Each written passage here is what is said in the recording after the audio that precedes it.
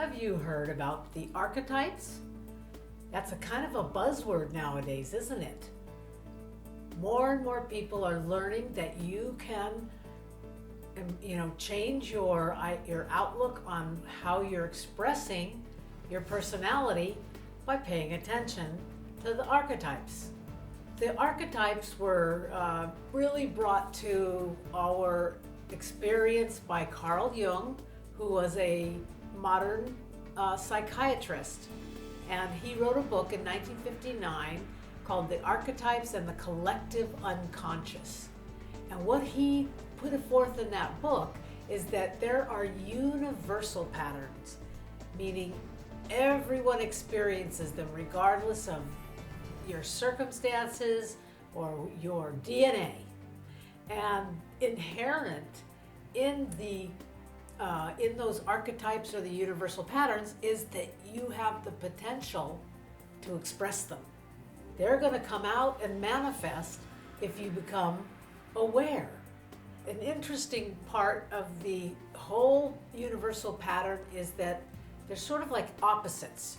There's a light side, or I don't want to say positive because I don't want to put that energy of what's good or bad, but instead it's more of the light side and the shadow side. Sometimes the shadow can be beneficial to you, but oftentimes when we look at the shadow side, we can help ourselves change and become better human beings. Today I'm going to talk about 7 feminine type archetypes. Now this doesn't mean that men don't have them. Men have all of these potentials as well.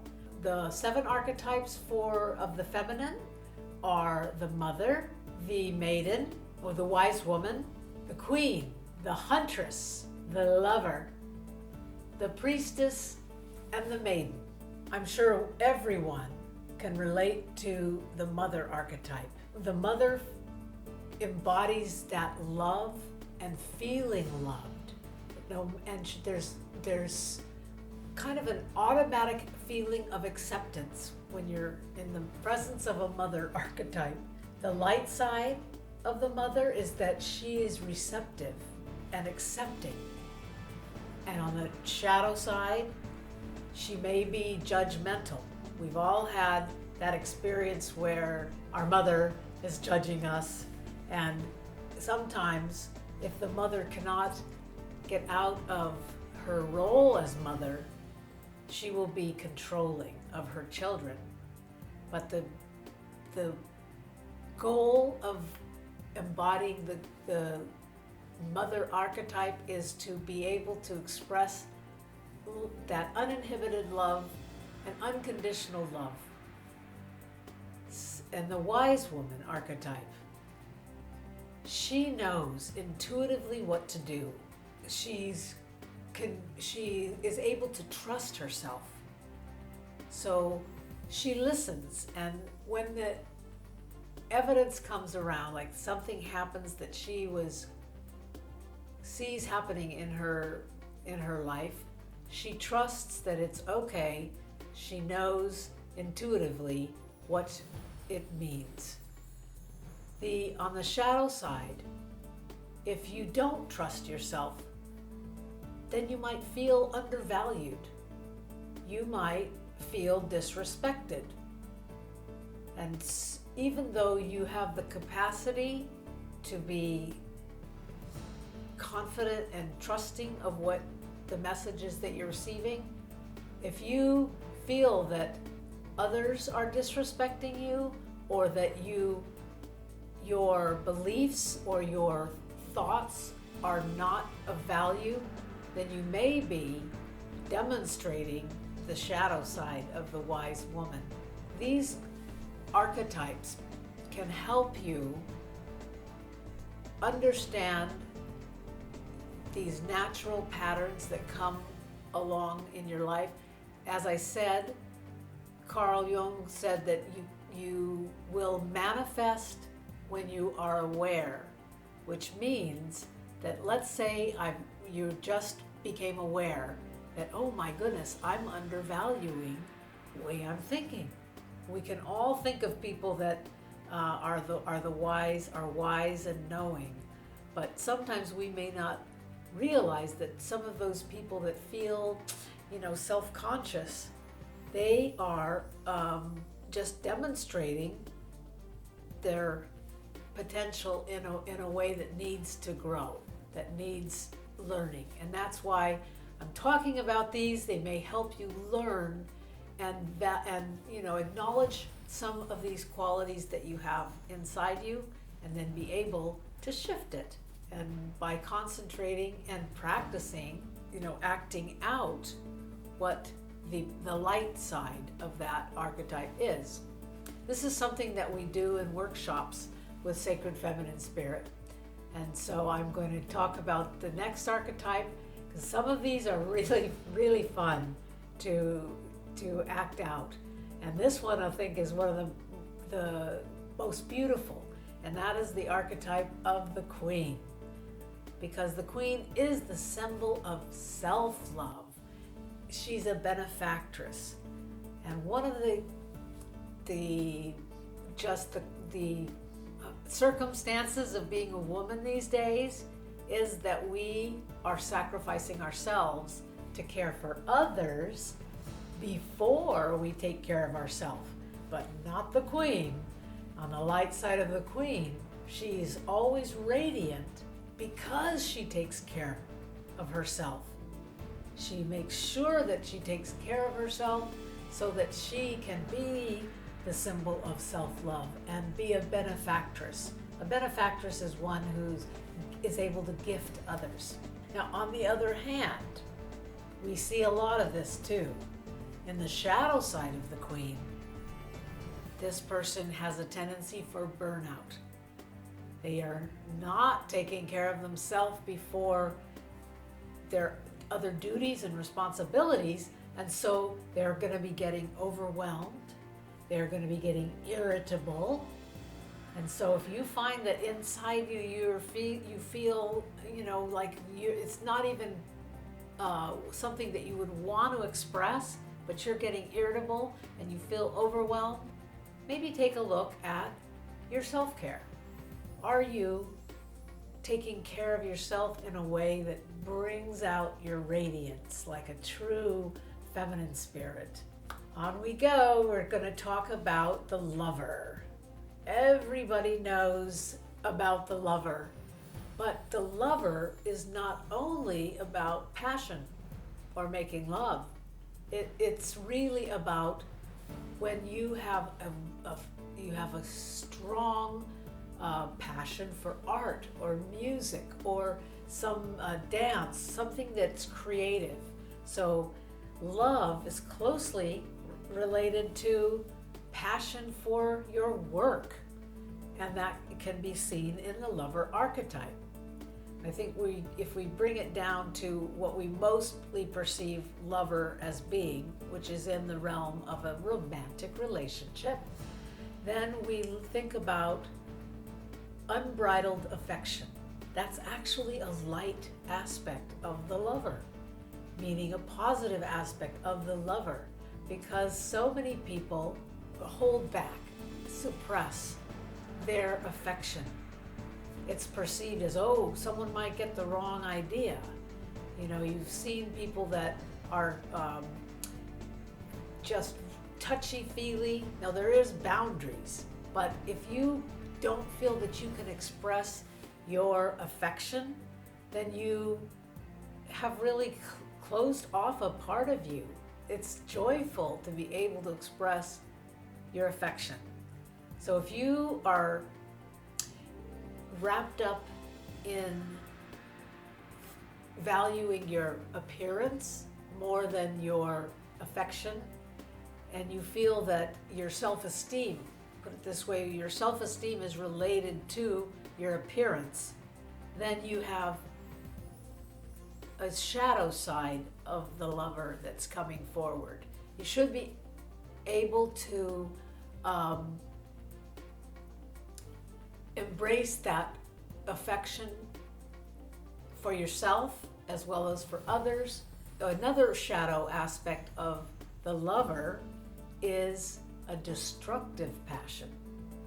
Have you ever met or known someone like that who they're passionate about something where you become a little bit afraid of what's going to happen for them because it's destroying them? And I don't mean about addiction, but I mean following a path that takes them away from maybe their family or from their community. So the destructive passion is the shadow side of the lover, and the unbridled affection, your vocation with purpose, is a real positive side of being a lover and embodying the lover archetype. The huntress archetype is so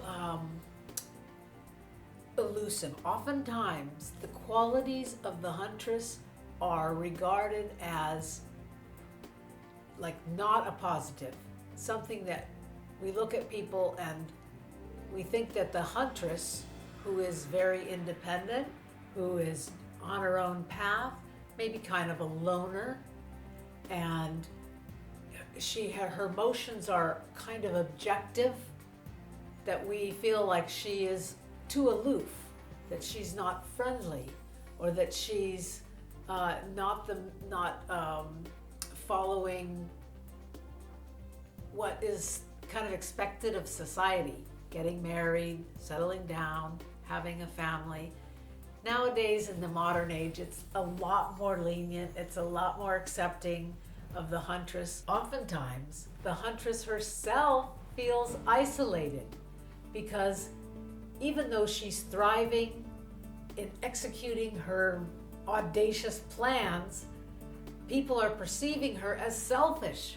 But it's not that, it's that she's expressing this beauty of the huntress archetype, her own independence, her emotional security.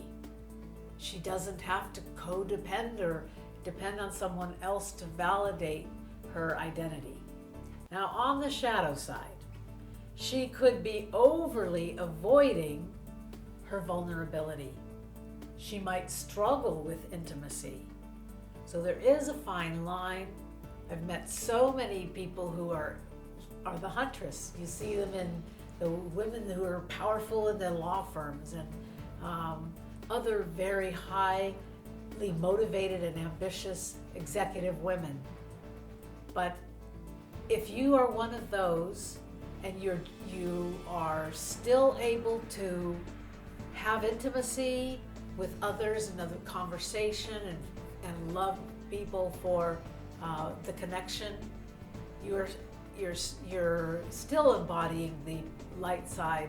But if you start struggling with the intimacy, and if you want to avoid being vulnerable with people and sharing your truth, then you might be embodying the shadow side of the huntress. Okay, number 6 is the priestess. The priestess archetype is so powerful. She has the ability to create a safe space for people, for all of the people in her environment, even when there's chaos, even when there is, some emergency going on. You can see this in the nursing arena quite often. It's a red alarm zone. There's always something that's going on that needs to have a stable person in holding that space for all of the people to run to the rescue. The priestess is solidly grounded. Her light aspects are that she channels that feminine ability to hold the space for others and for them to experience their chaos without getting out of control, because you have the priestess holding that space for you. Now on the shadow side, a priestess, even if she has strong spiritual power, she may be kind of disconnected to the situation.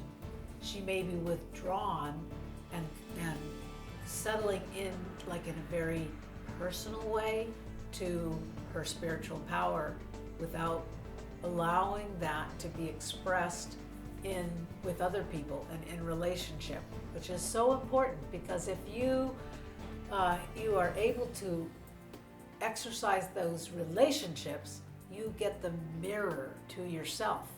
You get to see who you really are, and you get to validate your strengths. So the priestess, not everyone thinks about that as an archetype, but it is a very powerful feminine archetype.